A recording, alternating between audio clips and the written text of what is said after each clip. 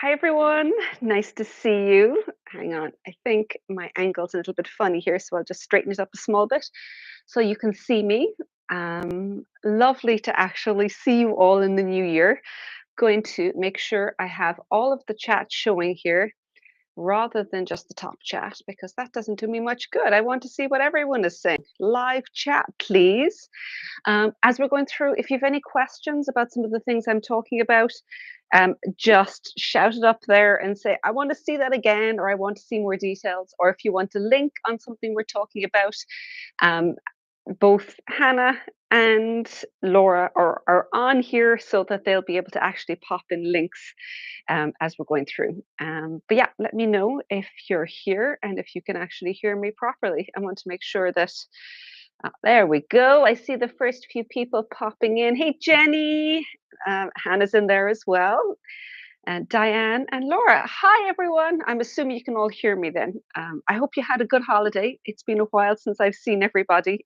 It feels like the last couple of weeks have been so busy with coming back from work and all the rest of coming back from the holidays that I actually feel like we have somehow magically managed to sandwich in an entire year in the last 10 days. I don't know how that's possible, but I'm fairly sure we did.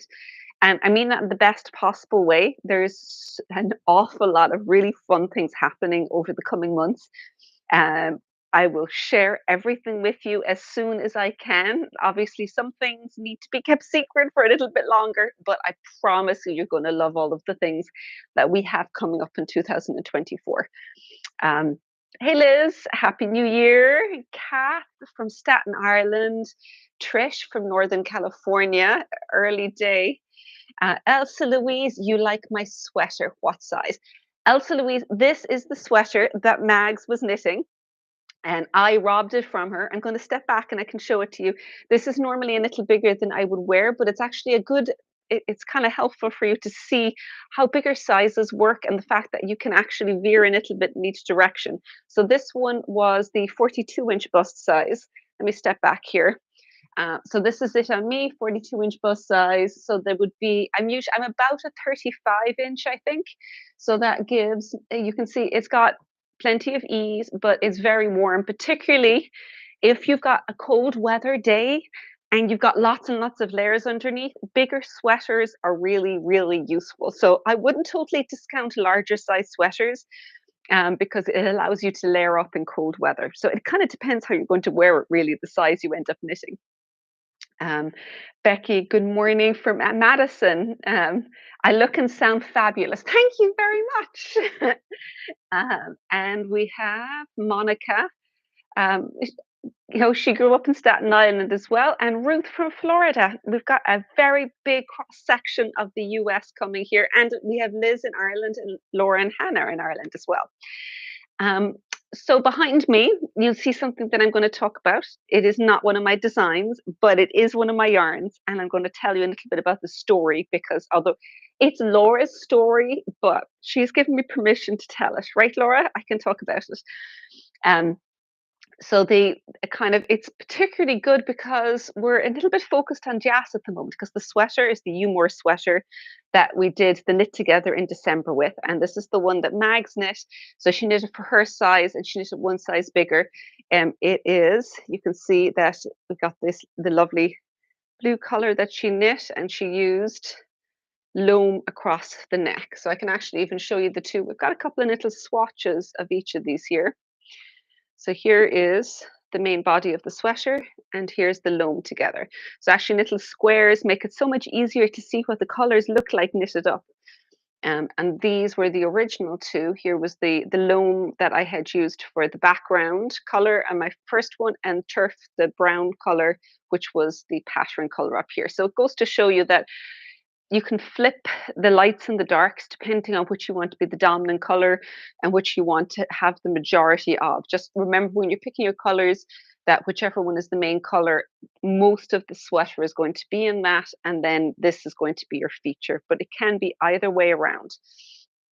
But Jas really kind of came to the forefront at the moment because of the fact that the weather's gotten very cold here in Ireland. For the last week, we've been down below freezing most nights, which I know for a lot of people that's not particularly cold, but we're not used to very cold weather in the south of Ireland. It tends to be very temperate, in the middle. Doesn't get too hot. It doesn't get too cold. So when we veer in either extreme, we're not necessarily very well prepared for it.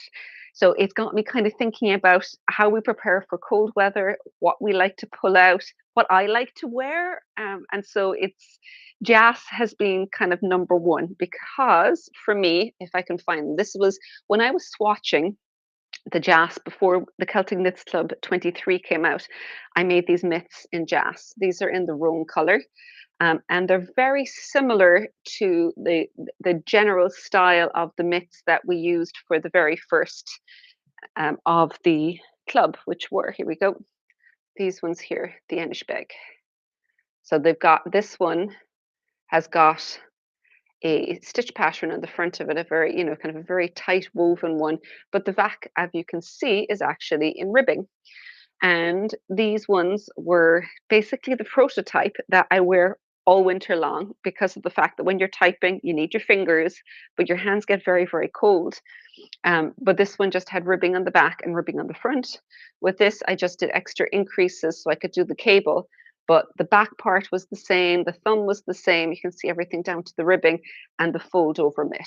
The reason for the fold over mitt is if you're wearing these all day and you need your fingers, and then you want to convert them into something a little bit warm when you're outside, fold them down. They don't fully cover all of your fingers, but they do enough that you actually, it's going to keep you a lot warmer. And then when you need to be able to use your fingers, you just fold these back like so, and you've got your fingers accessible again. So it's actually a very, very useful design. You can actually even do this a little longer. You could do it where it was almost all the way up and had a really big fold down. But I found this was enough for what I use most of the time. And I love this color, the rowan color. Maybe this would be the next sweater I make is the rowan color in these. But these are the first things that I pull out when the weather gets cold inside the office here because I've got a heater underneath, these in my hands, and I'm ready to go. Um, so if you want a more decorative version or one that's actually got a pattern writ up, then the Innisbjörg. You can, if you prefer the ribs, you can just go ahead and continue on the ribbing, don't do the increases, and it would be identical to this. But these were definitely prototype rather than the actual finished piece. And the other thing that I pull out, and in fact, it has been in my bag for I think about 5 years now. So there's a little bit of pilling involved because I leave it in the winter, summer. Got a huge one of those huge big bucket handbags that I basically just keep everything in. It means I carry around far too much. But this hat, this is the Helly hat. If you have not knit one, I would suggest downloading the pattern. It's free. It's on the website, and it's called Helly, Helly. And it was set up to teach how to use helical stripes, and it uses just waste yarn from Nua Sport. So what I had is I had lots of little bits of Nua Sport, and I wanted to combine the colors together in an interesting way. So I took two sets of small little waste yarn, and I did a felt to join between each of them, and I did two little balls or little bundles that I put together. And then I stripe them with helical stripes going up through here. So it means that you get these little random color changes, but the whole thing stripes all the way up and then just finished with the color that I had the most of. But for me with curly hair, I find that a rolled brim like this is the most forgiving because it holds on and allows me to pull it down a little bit snugger and it doesn't slide off my head, but you can get away without it being too tight so it doesn't kind of compress my hair too much because it kind of helps to mitigate hat head just slightly. And which is quite a thing when you've got curly hair, that yeah, you look a little bit insane. Sometimes it works, because this morning I was talking to Nadia and she's like, your hair looks great, Carl. And I'm like, that's hat hair. It's been flattened down. So it sometimes helps, other times not so much. Um, Ruth, you need a warm sweater in Omaha. Oh my God, I don't even want to know what the temperature is like over there. Um, And Jenny, you like the rust color. I love it too, isn't it? This one is the rowan color in the jas, and I think it's just a lovely, lovely color. It's like a little bit orangey, a little bit rusty, but just a really, really pretty color. This is the little swatch in the rowan jas there. Here you go. And oh, I've just seen it there.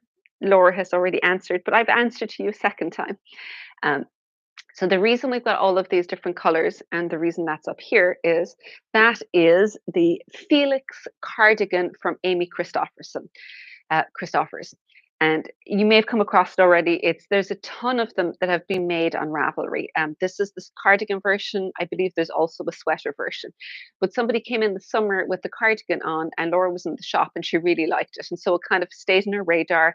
She got the pattern, and she decided that jas would be a lovely yarn to do it in.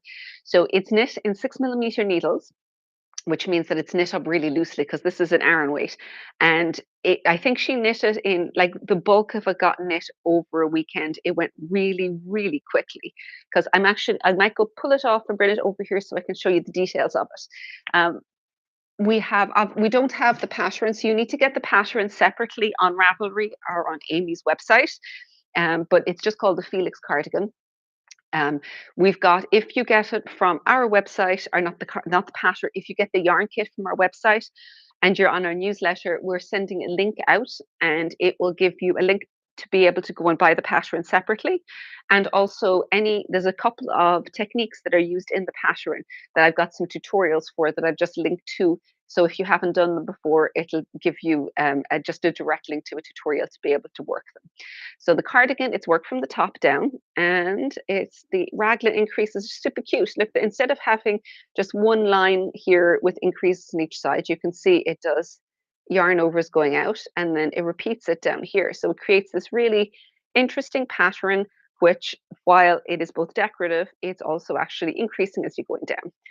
And you can see as well how the jas yarn is quite forgiving, being knit at 6mm. So it's very, very lightweight, it's airy, but it doesn't feel gappy. It doesn't feel like it's knit too loosely. And it is cropped, which is Laura's favorite. She loves cropped cardigans. And they're all finished off. The edgings on these are finished off in 1x1 ribbing with a tubular bind off. So the different techniques that I've linked to, the first one is how to do a tubular bind off. I've got directions on that on the website, because with that it's a sewn one. So it's basically, if you've done something like a grafting, it's a little bit like that, because you're trying to pretend to graft with the tube, but you're doing it on the needles. So it creates almost a continuation of the 1x1 ribbing, and it makes it very, very stretchy. So that works really, really well for this. So she did that here and along the front edging as well. Originally, she had done it along the neck, but what she found is it ended up gapping a little bit too much for her, because, of course, it's designed to be loose, it's designed to be very stretchy, but it was just a little bit too much. So just to correct that, she took it out and she did a slightly tighter bind off, just by pulling the yarn a little bit tighter. And you can see, while it's still a fairly open neck, it is not too open, and it actually sits really nicely on the body. It would be pretty to pair the yarn with the halo along with the jas. Absolutely, Jenny. Actually, the jas has a small little bit of a halo because there's mohair in it. So I don't know if you can actually see, it's not quite as flat as if you're doing something with just a merino, because there's 14% mohair in there. So you get a tiny little bit of a halo in it, which is why it's quite forgiving. You do need to be careful when you pair something with the mohair yarn, because it's very deceptive. Because those fluffy mohairs, they look like they're going to add nothing, but it can actually dramatically increase the gauge of your knitting. Because we kind of discovered that when we were doing the Iskra sweater last year. It's a brioche one, and we used a very lightweight Bloss to Light, a single ply fingering, and with a mohair together. And the gauge you get is way looser than you anticipate. So keep an eye on gauge if you do pair it with something. Is this one steeked? Mary said, no, it's not steeked. It's just knit flat from down, back and forth down to here, not steeked. And the sleeves are knit in the round. And the buttons that we opted to put into it are these little mottle buttons. I've got a few of them down. Oh, I'm going to put it down here. So these ones, the mottled ones actually have a bit of variation. So you've got this on one side and you've got this one on the other. So you can actually opt, and there's even small variations in the buttons. Some of them are a little whiter than others, like this. So you can actually opt to pick whichever side you prefer with it. And you may have noticed that we've started putting button sets up with cardigans and things like that when we've actually got access to the buttons that we put onto the cardigan itself, because it's very frustrating sometimes finding buttons that match, because you don't know, is the material right? Is it going to be too heavy? Is the size going to be right? So if you actually see it in the finished garment and you like the way it looks, it's really nice to be able to just say, I just want to get the whole thing together. So that's why we've actually got the sets up with the Felix yarn kits as well. Oh, Laura reminded me here. She said that when we were talking about doing the bind off on the neck, said she pulled it a little tighter, but she also dropped down a needle size to tighten it up a little bit. So they're the two main ways of actually tightening up bind offs: dropping down your needle size and keeping your tension just a little bit tighter. Like, it never ceases to amaze me when you are knitting a bind off, or if you're in the UK, a cast off, the tension of your yarn can dramatically change how it's actually going to behave. So if you pull your tension very tight, you'll end up getting very snug, very tight stitches. Whereas if you treat it a little bit like when you're doing stranded color work, where you want the stitches to be a little open, kind of stretch them between each one, you can actually get kind of nice loose stitches and very relaxed. So kind of pick the tension to match the project is always the way I think of it. And if you find that it's going to be, even doing that, it's not working very well for you, what you can do is you can also go and downsize your needle size or upsize your needle size if you're not getting it loose enough. So usually tension first, and if that's still not doing it for you, then you can go to the needle size. If you're not happy with that, then you can kind of move on to more either elastic techniques for tightening it up or loosening it up. But tightening really has to be tension, because there doesn't tend to be any techniques that's going to give you a much tighter bind off without kind of holding onto your tension. Ruth was saying, she's sorry the pattern uses wrap and turn instead of German short rows. I will say to you that there is no reason why you can't substitute German short rows. And if you feel uncomfortable substituting it, we've got a short row masterclass that Laura or Hannah might pop the actual link up in there, where one of the actual lessons that I've covered there is substituting. So because that's a really common one. Generally, wrap and turn is kind of the default that's given for short rows. It's just thrown in as wrap and turn. But if you much prefer German short rows, just substitute it out, because the only place that's done is it's up along on the collar here. So there's absolutely no reason why you can't use your preferred method. They'll all give you the same results.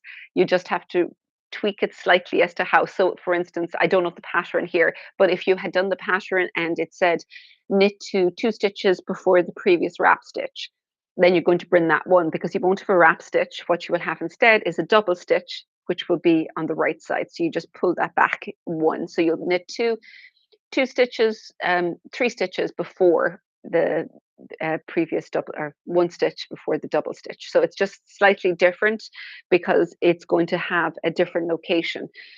There are more details in it, and I'm probably just confusing you by saying that, but you could absolutely change. And Liz is just actually putting it in. Laura, I've just kind of saying, yeah, you can absolutely substitute German short rows. Short rows are completely interchangeable, unless there's an absolutely definitive reason to use wrap and turn, which there rarely is, unless it's been kind of incorporated into another technique. I would always substitute, and I would suggest just basically if you have a hard time picturing how that's going to work, then take a look at that master class, and it will kind of talk you through how you would substitute it. I do it just kind of going through the charts, explaining what each one looks like and how you substitute it in, but you can definitely substitute. Elsa Louise is asking if I have any Gansey designs on my needles. I do not currently. but we'll see what we can do by the end of the year. It's not going to be before it was not going to be before the autumn, but just keep an eye out. I will tell you what's on my needles right now, though. There's a couple of things that I'm kind of redesigning or reknitting and things like that you might want to know about. First one is because the weather is so like it's a little brighter today, but it's been very gloomy, very dark, and I felt like a little pop of sunshine. So I've pulled out Life in the Long Grass sketchbook. This is the singles. They're singles yarn. We used it a couple of years ago for our spring. I might have beg your pardon. It wasn't a couple of years ago. It was just the most recent spring seasons, and I love singles yarn. Like because it's got these particular ones, the merino singles. They're a little bit felted, so it doesn't tend to be. It doesn't come apart, or it's not as delicate as a lot of other singles are. And cardigans in it are really nice. So I wanted to reknit the original version of, let me find it. This is feeling very summery. This was originally Citrus Dream. This is a version I did for myself that was in a gray color. I think that was Pebble Beach. But the original was in a bright yellow, which is why it was called Citrus Dreams. And I gifted it to Jen, the dyer, because she loves yellow. And I made one in her size that was specifically for shows. But I thought that this, particularly for as a kid's cardigan, would be so cute. Like, can you imagine this on a little kid in a really, really bright yellow? So I've got this out, I've wound it up, and I've got it sitting here. And I'm just to try and get myself to cast on. I want to rewrite the pattern for children and use this yarn. So that's why this is sitting here. But mostly it's because I just love the color. The sketchbook color is just, it's so bright and sunshiny, and it's like just sitting in little sun on the corner of the desk. So it may take a little while for me to get to it, but I am intending on reknitting the citrus stream in kid sizes and putting the sizes together. And it would actually be I think it might be a nice way of doing some workshops where I'm knitting through the baby sweater, but you get the adult one with it. So if you're new to some of the construction, because with this, it's what I consider my basic top-down raglan, but I do it a little bit different because it's kind of a composite raglan. Standard top-down raglan, you have your raglan seam and you've got the same increases all the way down. I find that that doesn't work very well for all body shapes, because if you increase all the way down, it's going to mean that for bigger sizes, when you get the bust size you want, your sleeve's going to be way too big. So you have to do what's kind of a compound raglan where it varies. Everything, it's all increases first, then it's going to be slowing down on the sleeve, and then it's going to be slowing down on the body. So that by the time you get to the bottom, you have the yoke depth you want, you have the sleeve size that you want, and you have the bust size you want. So I think a kid sweater that uses some of those steps will allow me to explain how it works in the adult version, but you can see it in a much smaller scale. So I'm working on that through the year. It will take a couple of months, so it might be perhaps in the autumn, summer, something like that. But actually, it might be a good one for the summer because of the fact that it's slightly lighter weight, and the colors are so bright and fun. Jenny, you love the citrus stream. I know, isn't it? It's such a good basics. I mean, I know a lot of people who've said that they've knit citrus streams in like 5 different colors.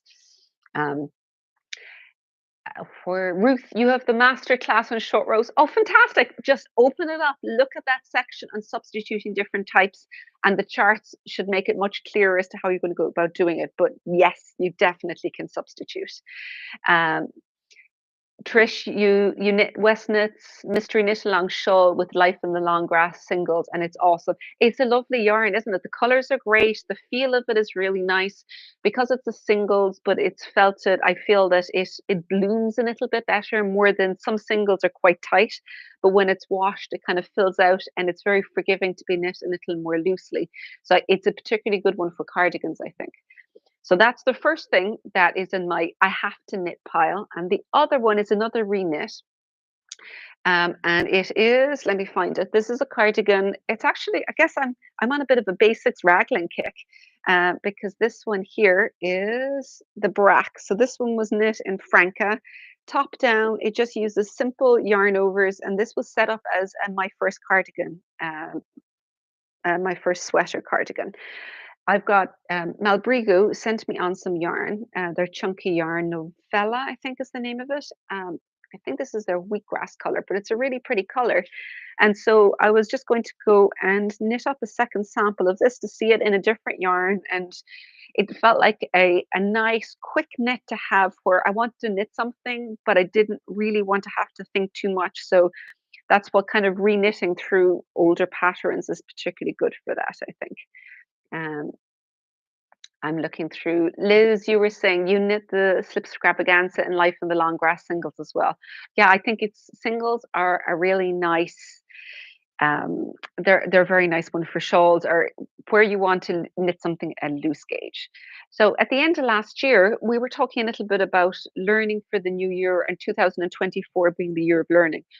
You gave me some fantastic ideas for things that you would like to learn. So the kind of things that came up is we had double knitting, we had embroidery on knitting, we had what was it? There was ladderback jacaranda, which I wasn't sure exactly what it was, but when I went to look it up, I had come across it before. And there was, I know there was a couple more. They were the ones that were kind of stood out to me. I think that was the ones that kind of there were definitely more, but these are the ones that kind of came to mind. So I am in a year of knitting self-improvement, where basically I'm going to spend a while learning through new things, ones that I might have had a passing knowledge of, or I know in theory, but I haven't really dug into it. And I'm going to get dug in. And I'm going to actually then start working through either patterns or workshops or the seasons and to share some of them with you. So I don't know if you call it a year of self-improvement, but yeah, definitely a year for me of challenging myself with new techniques that I want to learn where I've been putting off and saying, oh, that sounds interesting, but I haven't really looked into it. This year, every time I come across that, I'm like, okay, when am I going to do that? So I would like to invite you all to come join in. And you can also have a say because put them up, pop up here, put up in the comments if you're watching afterwards or if you're watching now. Let me know what you want to see first because they're all on my radar. There may be something else, and I'm yeah, just kind of getting working through what looks like it will fit in maybe with some of the seasons or with some of the patterns that I'm working through. And if there's something that you absolutely are dying to get working on, then let us know. Um, Anyone on here who is in the Seasons Club, you know that it's coming up very soon. Next week, next Friday is then the 19th is when the winter seasons patterns are released. So we got a bumper crop this time round. Don't get overwhelmed. Like there is 4 patterns, but some of them are variations, so you may not necessarily knit all of them, but there is enough yarn to knit all of them because there's 3 skeins of the Gilliatt, which are 100 grams and nice big balls. I know some of you have received the yarn already and you're enjoying it, which is wonderful. But next week is when we get to talk. I get to not talk. I get to reveal all of it to you, and then the following week we'll have our Zoom talk to jump in. If any of you missed out and you would really like to actually join in, it's not currently open, but when the patterns are released, we will just open up a digital version of the club again for a little bit. So you'll be able to, we'll let you know when that has happened as well. But everyone else, if you've got it already, then it's just, you get to play soon. Let me see here. Oh, Mary, your yarn is in New York. Excellent. And Trish, you've learned so much um, from the channel. You stretch the Oh, I'm so glad. And the thing is that I think that learning new things or looking for new things to learn, it's almost like a habit. Is that you can get out of the habit, you can get very complacent, and you get very comfortable. I know I get very comfortable as a teacher. I get comfortable in my knowledge zone of what I'm doing, and I have to deliberately say, actually, I can go learn this or I can figure this out, or I'm not stuck with my current knowledge. I get to keep expanding it. And a part of it is a curiosity is like, what happens if I do this? If I do this, what happens? And playing with it a little bit, that the whole thing is a little bit more playful, a little bit more fun. And that is what the yarn is all around, is all about. This Audrey, you're looking forward to working with the Juliet, as is Trish. Fantastic. It's one of our favorites around here, the Gilead. It's really a very, very nice yarn. And we get to pronounce it correctly now because Nagli, who was on with me before Christmas, as you probably know, is French. So we get to ask her, it's like, how do you pronounce this? And she's very gentle with us. She never gives out to us when we pronounce it, the French words in a very non-French way. But it does mean that we know how, if you're French speaking, they would actually be pronounced. She will be coming back to join me in a few weeks' time as well. So it's kind of fun to have two of us on here as well, someone to kind of hit back and forth with. And it means that if there's questions for both of us, you get to ask both of them. But yeah, so I am going to, I think, wrap it up today. Again, if there are questions or if there are anything you want to ask me about in terms of techniques or things that you'd love to learn, and you're watching afterwards, or you just want to pop up a comment, just put it in there. I get to see them and I am listening. So thanks for joining me today. It'll be a couple of weeks when I'm back again, but keep an eye out. We'll make sure to, if you've subscribed, you will get to actually see it pop up. You're not going to miss it. And remember that if you actually are knitting on the Felix or in anything else, come into KnitHub, come chat with all the rest of us over on KnitHub in between the lives. So there's lots of places to connect with us. Bye, everyone, and Happy New Year.